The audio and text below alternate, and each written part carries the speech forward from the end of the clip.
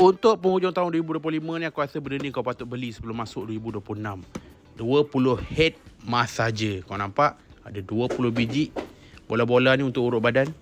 Kalau korang turn on dia, tekan ni lama-lama, dia akan hidup. Kau tengok dia punya goyangan dia macam mana. Hoi, geli-geli tengok kan. Yang merah ni bukan infrared biasa tau. Dia rasa panas bila kau letak. So bila dia panas, otot kau akan relax. Bila urut time otot relax, barulah efektif urutan tu.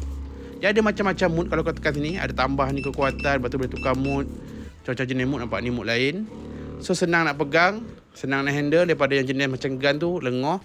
Yang ni kau jangan letak je atas peha macam ni. Nak urut kaki, nak urut bahu, letak atas bahu. Nak urut betis, letak atas sofa macam ni. Letak betis macam ni. Nampak dia urut. Hoi, baik kan. Sesuai kalau kau bagi kat mak bapak korang kat kampung benda ni, patut ada satu. Bateri pun tahan, boleh tahan tak? Lama juga bateri tahan. Harga dia tak mahal mana, kau boleh check. Lagipun pakai Type-C, senang nak cas. Kau balik kampung dalam kereta sambil jam ke apa kan, letak kat belakang seat tu, oi sedap ni mat. Harga semua kau boleh check kat link bawah tu.